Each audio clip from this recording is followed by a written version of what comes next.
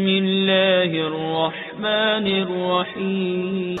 بسم اللہ الرحمن الرحیم. پریشان ہے دنیا، پریشان ہے، کیا کرنا چاہیے ہمیں. چائنا میں کروڑوں لوگ متاثر ہو چکے ہیں اور یہ بھی خبریں آ رہی ہیں کہ جتنا بڑا نقصان چائنا میں لوگوں کا ہو رہا ہے، چائنا اس کو کھل کے بتا نہیں رہا ہے. ظاہر ہے ہر ملک اپنی نیگیٹو چیزوں کو ہائی لائٹ نہیں کرتا، پازیٹیو چیزوں کو ہائی لائٹ کیا جاتا ہے.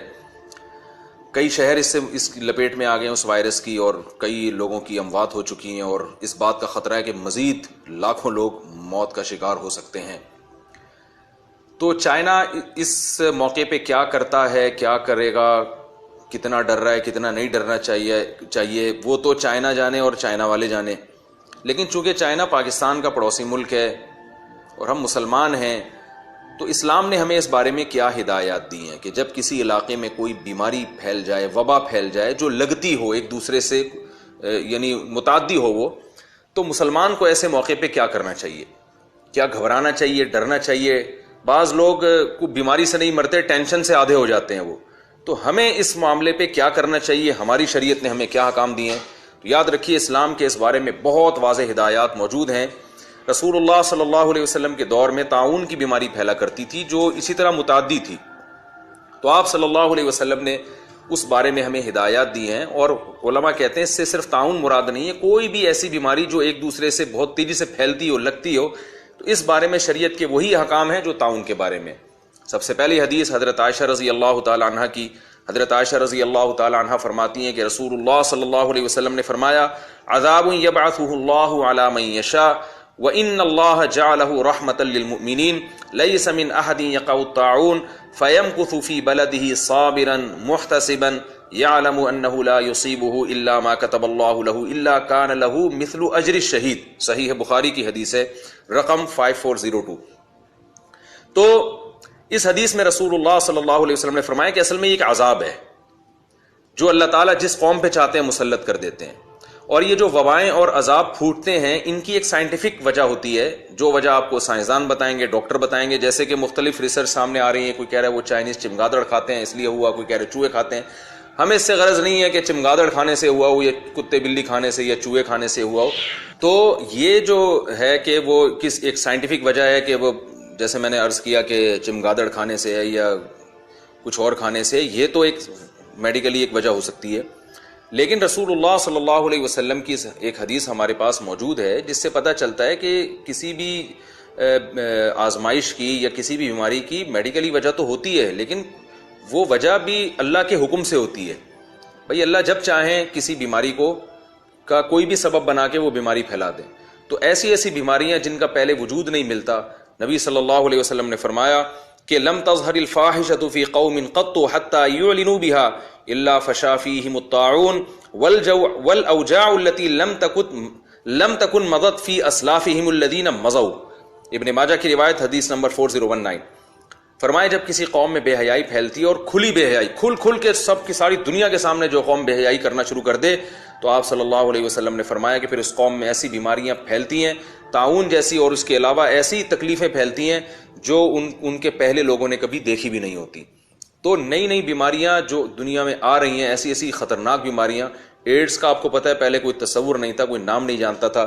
کیسی خطرناک طریقے سے کتنے لوگوں کو یہ اس بیماری نے اپنی لپیٹ میں لے لیا. اور یہ جو وائرس پھیلا ہے بہت تیزی سے پھیل رہا ہے، اللہ تعالیٰ سب کو محفوظ رکھے. تو اس طرح کی جو بیماریاں ہیں ان کی یقیناً ایک میڈیکلی وجہ ہوتی ہے، لیکن ایک وجہ ان کی بے حیائی کھلے عام جب ہو جائے گی تو اللہ آپ لوگوں سے پھر انتقام لیتے ہیں. تو یہ بھی وجہ ہے، لہذا بے حیائی پہ بھی کنٹرول کرنے کی ہمیں بہت شدید ضرورت ہے. تو وہ کیا کرنا چاہیے ان کو اس موقع پہ، وہ تو ان کی گورنمنٹ کر رہی ہے. ہمیں کیا کرنے کا حکم ہے؟ تو پہلی بات یہ کہ ہمیں سب سے پہلے رسول اللہ صلی اللہ علیہ وسلم نے تسلی دی ہے، ہمیں ٹینشن نہیں لینی ہے. وہ تسلی کیسے دی ہے؟ جو میں نے حدیث آپ کے سامنے صحیح بخاری کی پڑھی. آپ صلی اللہ علیہ وسلم نے فرمایا اصل میں تو یہ عذاب ہے، اللہ جس پہ چاہے مسلط کرتا ہے، لیکن کہ اللہ نے اس کو رحمۃ للمؤمنین، مومنین کے لیے رحمت بنا دی ہے. رسول اللہ صلی اللہ علیہ وسلم نے ارشاد فرمایا کہ مسلمان کو جو اللہ پر ایمان رکھتا ہے اس کو ایک کانٹا بھی اگر چبھتا ہے تو اس کے بدلے میں بھی اس کا گناہ معاف ہوتا ہے. ایسی کوئی وبا اگر پھیلتی ہے تو یہ وہ لوگ جو صبر کرنے والے ہیں، اللہ کی تقدیر پر راضی رہنے والے ہیں، ان کے لیے پھر یہ عذاب نہیں ہے بلکہ ان کے لیے اللہ کی رحمت ہے جو ان کے گناہوں سے معافی کا ذریعہ بنے گی۔ اور اس میں ملے گا کیا؟ فرمایا لیس من احد یقع الطاعون فیمکث فی بلدہ صابرا محتسبا، جو بھی مسلمان ہو اس کے علاقے میں، اس کے شہر میں اگر ایسی کوئی وبا پھیل جائے اور وہ اس علاقے سے بھاگے نہیں، بلکہ اللہ سے صبر کی امید، یعنی اللہ سے ثواب کی امید کرتے ہوئے صبر کر کے اپنے اسی شہر میں قرار پکڑے، وہ وہاں سے فرار ہونے کی کوشش نہ کرے، تو آپ صلی اللہ علیہ وسلم نے فرمایا، اور اس کی نیت یہ ہو کہ بھئی جو بیماری مقدر میں ہے وہ ہو کے رہے گی، تو آپ صلی اللہ علیہ وسلم نے فرمایا کان لہ مثل اجر الشہید، اس کو شہادت کا اجر ملے گا۔ اس حدیث کی تشریح میں علماء کی دو رائے ہیں۔ بعض علماء کا کہنا ہے کہ اگر یہ اس وبا میں مر گیا تو شہید ہو جائے گا، یعنی شہادت کا اجر ملے گا، لیکن بعض علماء کہتے ہیں کہ حدیث میں ایسے الفاظ نہیں ہے کہ اس میں مر جائے تو شہید ہے، بلکہ اس میں اگر وہ وبا اس کو نہ لگی اور وہ زندہ رہا تو بھی اس کو شہادت کا اجر ملے گا، اس لیے کہ اس نے اپنے آپ کو تقدیر پر وہ راضی ہو گیا اور اللہ اس کے رسول صلی اللہ علیہ وسلم کے حکم پر وہ راضی ہو گیا۔ تو پہلا حکم ہمیں جب بھی کسی علاقے میں وبا پھیلتی ہے تو شریعت کا پہلا حکم یہ ہے کہ آپ کو اس علاقے سے بھاگنے کی قطعاً اجازت نہیں ہے، یہ شریعت کا پہلا حکم ہے جو وبا کے بارے میں۔ دوسرا حکم اس حدیث سے ہمیں پتہ چلا کہ اگر آپ اسی علاقے میں رہتے ہیں تو اگر اس وبا سے مر گئے تو بہرحال شہید ہیں، اگر آپ کی موت واقع نہیں بھی ہوتی تو بھی اللہ آپ کو شہادت کا اور شہیدوں کا اجر عطا فرمائے گا، تو یہ بہت بڑی نعمت ہے۔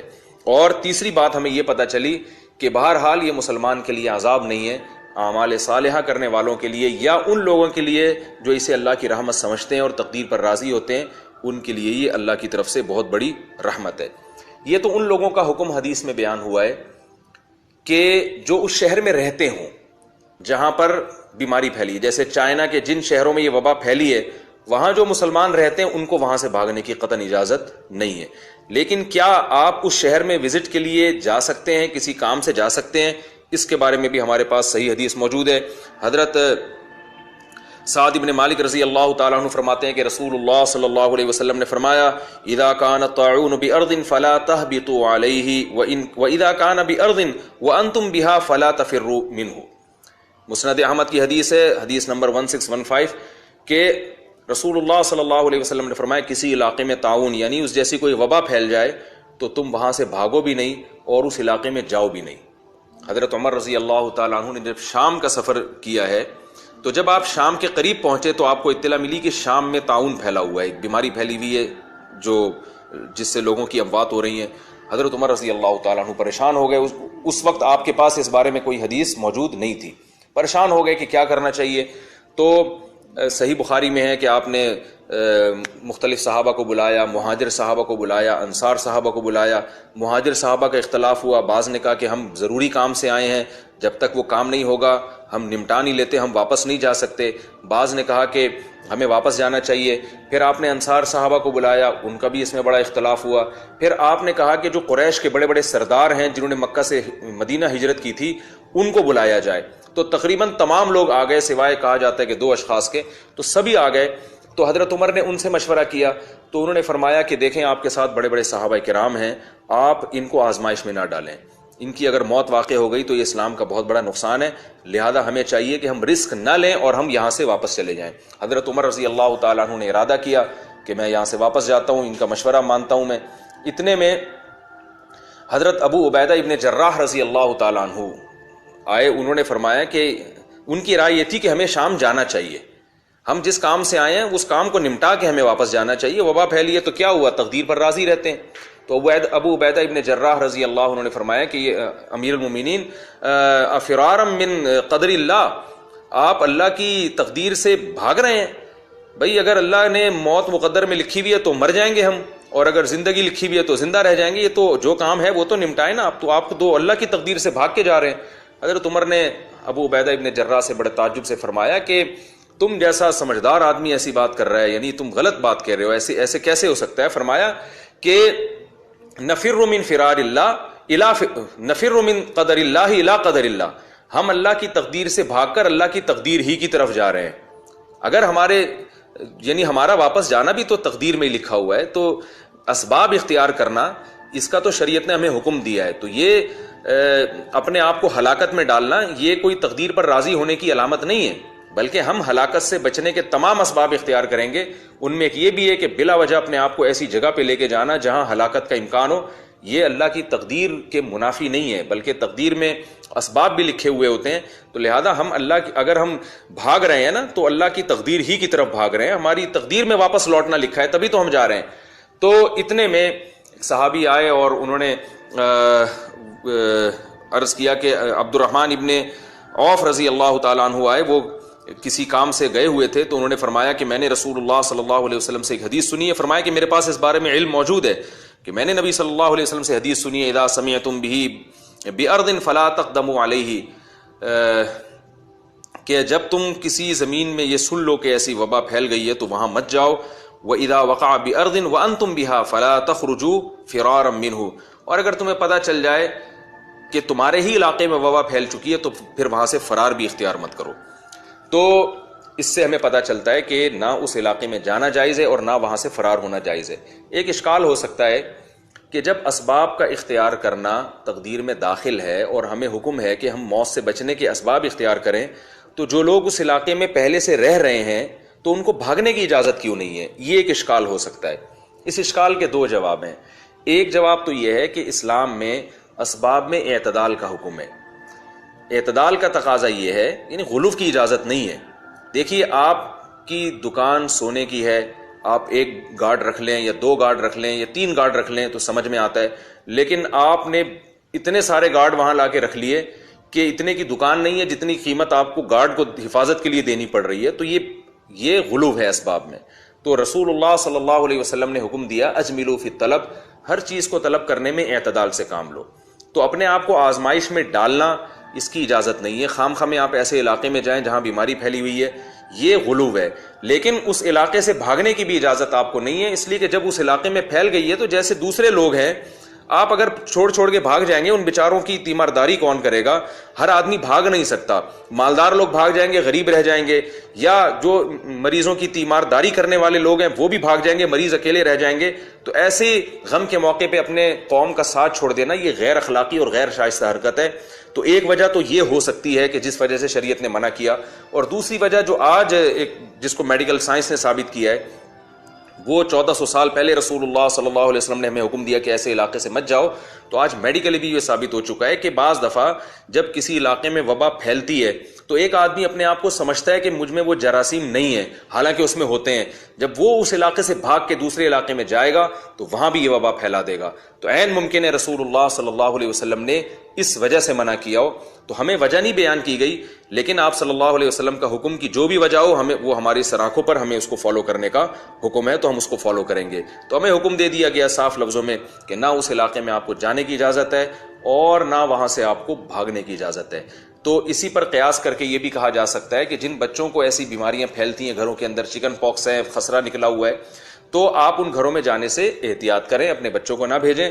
لیکن جو مالک جو گھر میں رہنے والے لوگ ہیں ان کے لیے بھی مناسب نہیں ہے کہ اپنے بچوں کو خسرہ اور چکن پاکس نکلا ہے تو آپ ان کو اسی حال میں چھوڑ کے گھر سے بھاگ جائیں، یہ بھی ٹھیک نہیں ہے. تو جو وہاں کے رہنے والے ہیں وہ رہتے رہیں، لیکن باہر والے لوگ وہاں جانے سے احتیاط برتیں. اور رسول اللہ صلی اللہ علیہ وسلم نے تعاون کے بارے میں خاص طور پر فرمایا لا تفنی امتی الا بالطعن والطاعون. حضرت عائشہ رضی اللہ تعالیٰ عنہ فرماتی ہیں کہ نبی صلی اللہ علیہ وسلم نے فرمایا میری امت کا بہت بڑا حصہ نیزے سے اور طاعون یعنی اس طرح کی وبا سے ہلاک ہوگا. نیزے کا مطلب تو واضح ہے، یعنی جنگوں میں، جہاد میں امت بہت کثرت سے شہید ہوگی کیونکہ یہ امت قربانیاں بہت دے گی. اور دوسری وجہ آپ نے فرمائی وباؤں سے. تو آپ صلی اللہ علیہ وسلم نے پھر فرمایا کہ المقیم بہا کالشہید، جب کوئی ایسی وبا پھیل جائے تو اس میں جو اسی علاقے میں قائم رہے گا صبر کر کے اللہ کی تقدیر پر راضی ہو کے، تو وہ شہید کی طرح ہے. والفار منہا کالفار من الزحف، اور جو اس علاقے سے بھاگ جائے گا تو آپ نے فرمایا وہ ایسے ہے جیسے میدان جنگ میں اپنے ساتھیوں کو چھوڑ کر بھاگنے والا. اور آپ کو بتایا میدان جنگ میں جب لڑائی ہو رہی ہو تو آپ اپنے ساتھیوں کو یار و مددگار چھوڑ کر اگر بھاگ جاتے ہیں تو قرآن نے اس پہ کتنی شدید وعید بیان کی ہے. وَمَن يُوَلِّهِمْ يَوْمَئِذٍ دُبُرَهُ إِلَّا مُتَحَرِّفًا لِقِتَالٍ أَوْ مُتَحَيِّزًا إِلَىٰ فِئَةٍ فَقَدْ بَاءَ بِغَضَبٍ مِّنَ اللَّهِ، کہ جو میدان جنگ میں اپنے ساتھیوں کو چھوڑ کے بھاگ جائے گا اللہ فرماتے وہ اللہ کے غضب کو لے کے لوٹے گا۔ تو میدان جنگ سے بھاگنا گناہ کبیرہ ہے۔ آپ صلی اللہ علیہ وسلم نے فرمایا جو کسی ایسے علاقے میں جہاں وبا پھیلی ہو وہاں سے بھاگ جائے گا تو اللہ کے دفتر میں ایسے ہی کاؤنٹ ہوگا جیسے میدان جنگ سے میں اپنے ساتھیوں کو اکیلا چھوڑ کے بھاگ رہا ہے۔ اور آپ صلی اللہ علیہ وسلم نے فرمایا، جابر بن عبداللہ رضی اللہ عنہ کی حدیث ہے، فرمایا الفار من الطاعون کالفار من الزحف والصابر فیہ کالصابر فی الزحف۔ مسند احمد کی روایت ہے، نبی نے فرمایا کہ جو تعاون سے میری یعنی حدیث میں جو مراد ہے نا، علماء کا اجماع ہے کہ صرف تعاون نہیں، کوئی بھی ایسی وبا جو وبائی صورت میں کوئی بیماری پھیل جائے، تو آپ نے فرمایا کہ جس علاقے میں تعاون یعنی کوئی وبا پھیل جائے وہاں سے بھاگنے والا ایسے ہے جیسے میدان جنگ سے بھاگنے والا، اور اس میں ٹھہرنے والا ایسے ہے جیسے میدان جنگ میں ٹھہر جانے والا۔ تو میدان جنگ میں ٹھہرنے والا یا تو شہید بنتا ہے یا غازی بنتا ہے، اور میدان جنگ سے بھاگنے والا اللہ کے غضب کو لے کے لوٹتا ہے۔ جو مسلمان بھی ان کنٹریز میں رہتے ہیں ان کی ذمہ داری ہے کہ وہ صبر کر کے جس شہر میں وبا پھیلی ہے اس شہر میں نہ تو جائیں، اور اگر پہلے سے اس شہر میں رہتے ہیں تو وہاں سے بھاگے بھی نہیں۔ اور جو ہمارے پاکستانی مسلمان ہیں جو بڑے پریشان ہیں کہ پتہ نہیں یہ چائنا تو ہمارے پڑوس میں تو یہاں بھی آ جائے گی وبا، تو بھائی آپ ٹینشن نہ لیں۔ پہلے تو ہماری گورنمنٹ کی ذمہ داری ہے کہ چائنیز کے جو ایئرپورٹ پہ جو کثرت سے آ رہے ہیں ان کا ٹیسٹ کریں، اگر کسی میں کوئی ایسے جرم ہے تو ان کو واپس کریں، ڈیپورٹ کریں، یا جو بھی کرنا ہے ان کے ساتھ کریں، لیکن ایک نگرانی کے تحت کام ہونا چاہیے۔ اور ہماری ذمہ داری یہ ہے کہ اللہ نہ کرے اگر یہ بیماری ہمارے شہروں میں پھیل جاتی ہے، اللہ سب کو محفوظ رکھے، تو ہم واویلا نہ کریں اور شور شرابہ نہ کریں، اللہ کی تقدیر پہ راضی رہیں، وہ جو مقدر میں ہے وہ ہو کر رہے گا۔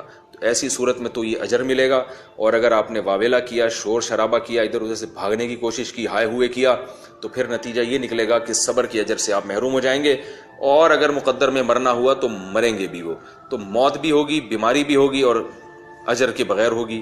تو جو ہونا ہے وہ تو ہو کے رہے گا، تو کیوں نہ جو بھی ہونا ہے اس کو اپنے حق میں ہم فائدے کی چیز بنا لیں۔